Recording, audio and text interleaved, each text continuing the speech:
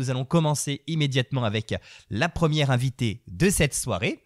Elle s'appelle Caroline et elle va nous parler de la maison de Vincent. Bonjour Caroline. Bonjour Jérémy, bonjour à tous. On est ravis de vous avoir avec nous sur Variance FM, c'est un plaisir. C'est un plaisir tout à fait partagé. Eh bien écoutez, en tout cas, j'ai plein de questions à vous poser. Vous êtes donc spécialisé dans la création de pâtes de fruits, mais pas que. On va développer tout ça au cours de l'interview. Mais pour commencer, quelle est l'histoire de la maison Vincent? Comment est-elle née et quel est surtout votre parcours? Alors la maison de Vincent la maison de Vincent a été créée il y a 7 ans par un nommé Vincent qui était un boulanger qui a créé des délicieuses pâtes de fruits. Moi j'étais dans la confiserie déjà, chez un confrère auvergnat. Et j'ai repris cette marque parce que ce qui m'intéressait, c'était de travailler sur de la pâte de fruits, pur fruits seulement, donc haut de gamme, en réfléchissant à des accords, à des pâtes de fruits un peu spécifiques. Et depuis 5 ans, j'ai un associé, Tony Capizzo, qui était également de longue date dans la confiserie, avec qui nous développons cette jolie marque. Une très jolie marque qu'on va bien sûr découvrir au fil des questions que je vais vous poser. Alors, pouvez-vous nous raconter un petit peu l'histoire de la pâte de fruits? Si je dis pas de bêtises, elle est un petit peu liée à notre belle Auvergne. Tout à fait. La pâte de fruits est née à peu près au Xe siècle et très implantée dans le bassin clermontois, avec notamment les coteaux qui étaient couverts d'abricotiers. En fait, le confisage, le confisage ou la transformation en pâte de fruits est vraiment une très bonne façon de conserver le fruit. À l'époque, on n'avait pas de congélateur comme aujourd'hui. On peut facilement mettre le fruit au congélateur et le ressortir plusieurs mois après. Au Xe siècle, il fallait le conserver et du coup, de façon très classique, on le conservait par la cuisson dans le sucre. Et du coup, on en avait beaucoup effectivement en Auvergne sur le bassin clermontois. Exactement. Eh ben, vous voyez, chers amis auditeurs, n'hésitez pas à renouer avec la pâte de fruits qui fait en quelque sorte partie un petit peu de nos origines auvergnates. Alors, quels sont les différents parfums de pâte de fruits que vous proposez?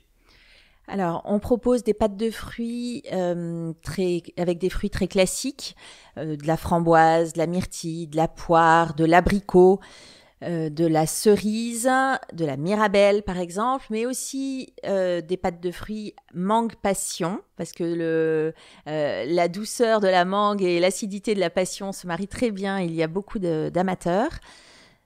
Ce qu'on recherche quand même, c'est au maximum, alors hormis pour la mangue passion, de pouvoir sourcer les fruits proches de nous, et ne pas aller les chercher trop loin. C'est pour ça qu'on ne va pas, sauf à une exception près, sur des destinations trop exotiques ou sur des fruits trop exotiques. Et justement, alors quelle est l'origine de ces fruits? Ce sont des fruits qui sont français. Vous essayez de faire plus ou moins français, tout du moins dans vos origines? Alors, on essaye de le faire, mais on peut même en fait travailler de façon encore plus précise. Par exemple, un producteur de Corrèze, producteur de fruits, nous a demandé de transformer ces fruits en pâte de fruits. Donc, sur de la pâte de fruits pur fruits, faite avec ses fraises, ses myrtilles, ses framboises, ses abricots. Ah bah c'est génial de pouvoir travailler pour des producteurs locaux. Tout à fait. Et si des producteurs sont intéressés, c'est vrai que c'est quelque chose qui nous intéresse beaucoup. Eh ben n'hésitez pas, si vous êtes à l'écoute et que vous souhaitez transformer vos fruits en pâte de fruits, la maison de Vincent sera là pour vous aider. Alors, quels sont les ingrédients que l'on retrouve dans vos pâtes de fruits? C'est toujours intéressant de savoir quelle est la composition de ces petites gourmandises. Alors, la liste d'ingrédients est très courte puisque, par exemple, si on prend une pâte de fruits myrtille, on aura de la myrtille, du sucre sous ses deux formes, c'est-à-dire le sucre classique, le saccharose et du glucose, de la pectine et du jus de citron. Et c'est tout. C'est-à-dire qu'on n'a pas d'arôme, on n'a pas de colorant, on n'a bien sûr pas de conservateur. Et puis, on n'a pas d'autres fruits derrière qui ont plus ou moins d'intérêt gustatif. D'accord, oui, pas de pâte de pomme ou des choses pour compléter. Exactement, on est vraiment sur de la pâte de fruits, pur fruits, sans arôme et sans colorant. Et bien ça, c'est franchement plutôt chouette. On est vraiment sur une vraie pâte de fruits pour le coup. Oui, et c'est là qu'on va avoir vraiment le goût du fruit. Beaucoup de gens qui les goûtent disent « mais elles paraissent moins sucrées ». Alors, elles sont aussi sucré que la plupart des pâtes de fruits, c'est-à-dire on est aux alentours de 78 Brix, c'est-à-dire un taux de sucre de 78%, mais le fait qu'on ait la force du fruit dans nos pâtes de fruits, ça change tout.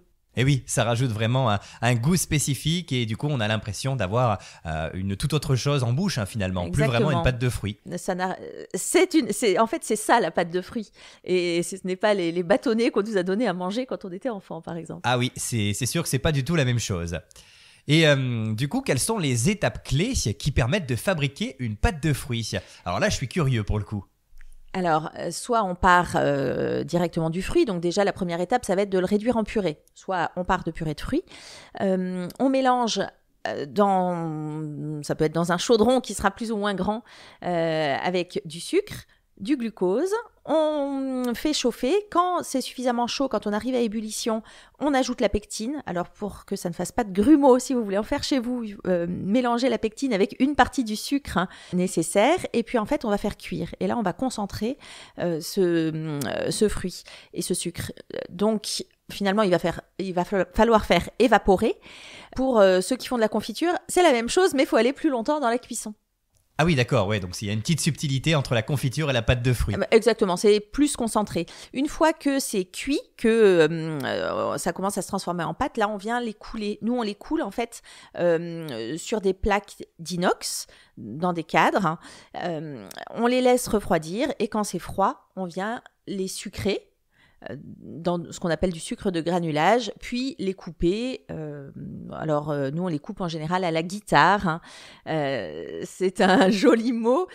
En fait, c'est très utilisé par les chocolatiers. Et en fait, avec des cordes, on vient comme ça découper la pâte de fruits dans les deux directions. Oui, d'où le nom de guitare, effectivement. Exactement. Et alors, si on reste sur la musique, ce qui est bien sur une radio, on utilise des cordes à piano pour monter les guitares. Voilà. Ah oui, d'accord. Bah écoutez, on apprend plein de choses sur Variance FM. Bon, par contre, n'essayez pas de couper des pâtes de fruits avec une vraie guitare, pour le coup. Non, ce serait dommage pour votre guitare. Oui, ce serait dommage de l'abîmer, tout à fait, vous avez raison. Alors, puisqu'on est dans la recette des pâtes de fruits et la façon de les élaborer, est-ce qu'il y a un pourcentage à respecter, un pourcentage de fruits, justement, pour qu'elle puisse être appelée ainsi ? Oui, alors pour que ce soit une pâte de fruits, il faut qu'il y ait minimum 50% de fruits dans mise en œuvre. Mais ça peut être, comme je vous le disais tout à l'heure, par exemple, si on reprend notre pâte de fruits myrtille, pour que ce soit une pâte de fruits myrtille, il faut que sur ces 50%, il y ait au moins la moitié de myrtille. Donc en fait, on pourrait avoir une pâte de fruits où on aurait 50% de pommes, enfin 25% de pommes, 25% de myrtille, et puis le reste en sucre et autre chose. Donc 50% de fruits obligatoirement. Exactement. D'accord. Alors, quelle est la texture de vos pâtes de fruits? Je suis curieux de savoir si elles sont fondantes, moelleuses, un petit peu collantes, parce que finalement, on retrouve de tout dans les pâtes de fruits. Alors, on a toujours du côté fondant. Nous, on aime aussi qu'il y ait de la mâche, qu'on ne soit pas sur quelque chose de trop mou. Et puis, le fait qu'elle soit délicatement enrobée dans du sucre, on a le petit croquant au début, et ensuite, on a quand même quelque chose qui a un peu de mâche, mais qui reste moelleux.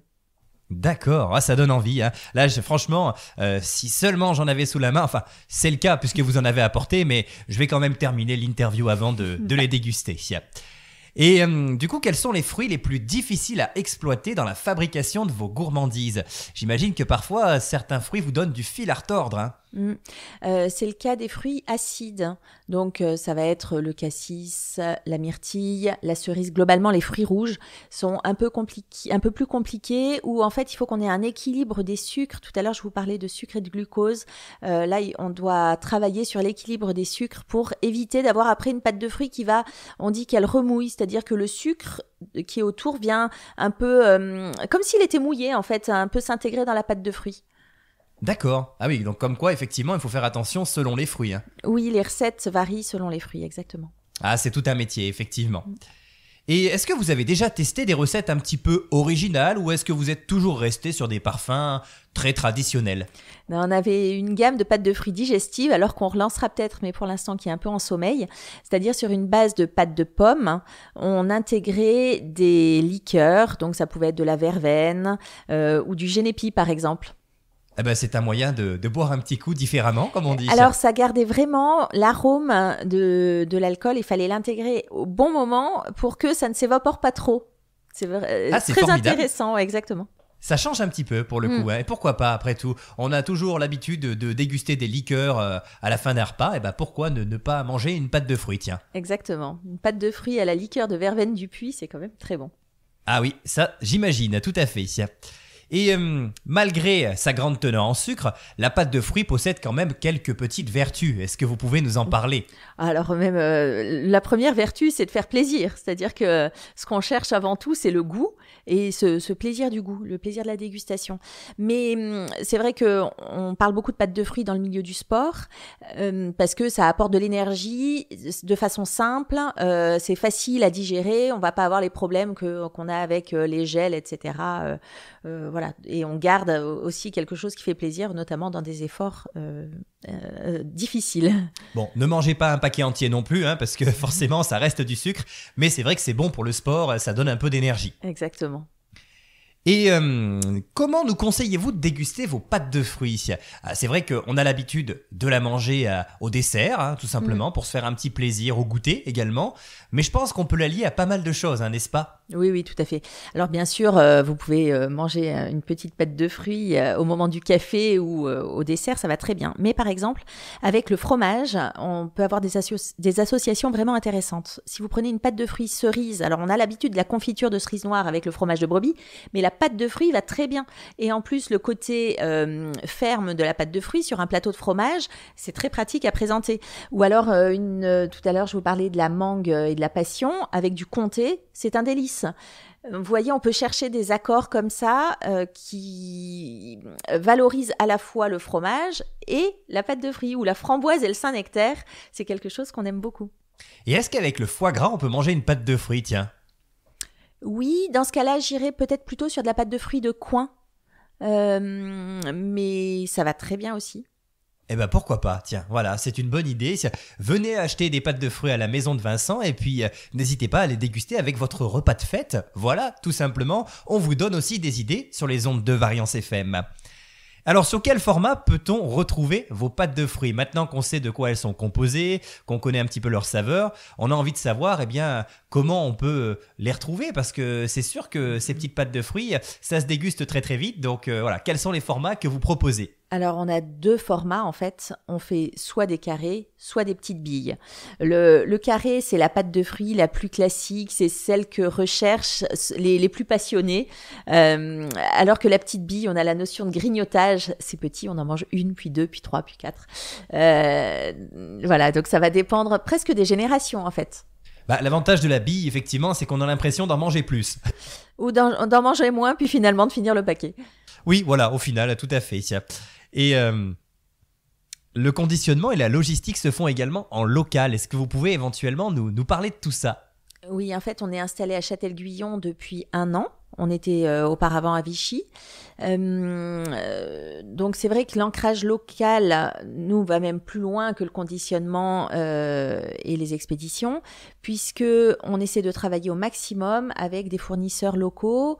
On a une talentueuse graphiste, Sybille Béranger, qui nous fait à la fois nos publications, qui nous a dessiné notre logo, qui nous a dessiné un décor de boîte, des fourreaux. Donc ça, c'est une graphiste clermontoise. On travaille avec des fournisseurs d'emballage dans la Loire. Voilà, on fait vraiment en sorte de travailler au maximum en local. Et ben ça, c'est plutôt chouette. Et puis, vos emballages sont sympathiques, hein, notamment celui des petites billes en forme de pyramide. Je trouve ça original quand même. C'est original. Justement, c'est ce qu'on voulait. Souvent, la pâte de fruits, on la trouve en sachet et en réglette. Donc, bien sûr, on a des sachets et des réglettes de différents formats. Mais c'est vrai que la pyramide, ça change, ça fait un cadeau. Voilà, on met en valeur la pâte de fruits par un conditionnement un peu original. Tout à fait. Et du coup, vous proposez d'autres produits, pas uniquement les pâtes de fruits. On a notamment chez vous les marrons glacés. Est-ce que vous pouvez nous en dire quelques mots? Oui, on ne sait pas tous comment sont faits les marrons glacés et je pense que ça peut être intéressant d'en parler. Oui, alors effectivement, on commercialise des marrons glacés qui sont confits dans le sud de la France. Et glacés également dans le sud de la France. Donc le confisage, en fait, ça revient par osmose à remplacer l'eau dans le fruit, donc là en l'occurrence le marron, par du sucre. Donc ça se fait en trempant après les avoir légèrement cuits, après les avoir blanchis. On fait tremper les marrons dans du sirop de sucre qu'on va venir au fur et à mesure concentrer jusqu'à arriver au marron confit. Ensuite, ce marron sera égoutté et puis recouvert d'un fin glaçage, donc qui est un glaçage de sucre glace finalement. D'accord, bah ça donne envie, hein, effectivement. Et parmi vos gourmandises, il y a aussi le fameux dessert traditionnel, ou qui peut se manger aussi au petit déjeuner, pour le coup, le fameux panettone. Oui, nous avons décidé de faire fabriquer des panettones à Turin. Alors, on a bien sûr le panettone, le classico, aux agrumes et confits et au raisin, mais aussi un panettone limoncello au cube de citron confit et un panettone au marron glacé. Oh, bah ça c'est formidable. Et donc vous les faites fabriquer en Italie, hein, c'est ça? Exactement. Le panettone est quand même italien. Même si on aime aussi en fabriquer, on en fabrique dans notre labo régulièrement. Ah bah oui, bah c'est bien aussi de s'essayer à la fabrication directement. Vous leur fournissez certaines choses pour la fabrication ou alors c'est vraiment eux qui font tout? Non, on ne leur fournit rien, mais on travaille quand même avec eux sur les recettes, sur ce qu'on veut. D'accord, oui, bah ça c'est plutôt intéressant. Au moins, il y a une petite part de vous dans ce panettone. Exactement. Eh bien écoutez, en tout cas, on était ravis d'en apprendre un peu plus sur la maison de Vincent.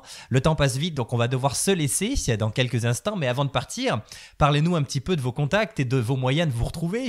Il reste un petit peu de temps avant les fêtes, mais il faut se dépêcher. Donc on espère pouvoir vous retrouver facilement dans les prochains jours.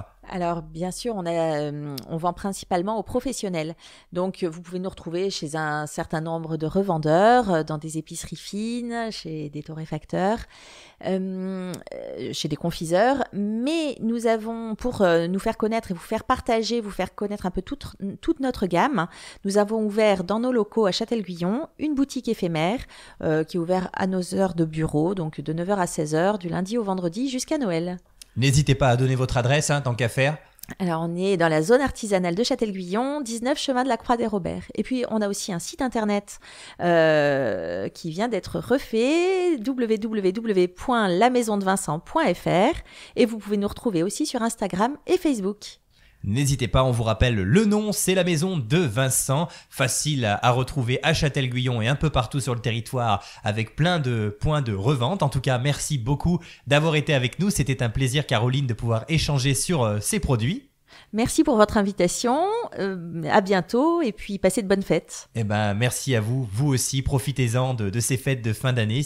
Et puis, en tout cas, vous pouvez revenir quand vous voulez pour nous régaler à nouveau. On a pris beaucoup de plaisir à échanger sur ce thème. Pourquoi? Parce que de toute façon, j'aime les pâtes de fruits et en plus, j'en ai sous les yeux. Il est probable que le paquet ne dure pas longtemps. Merci beaucoup encore une fois et à très bientôt. Merci à vous, au revoir.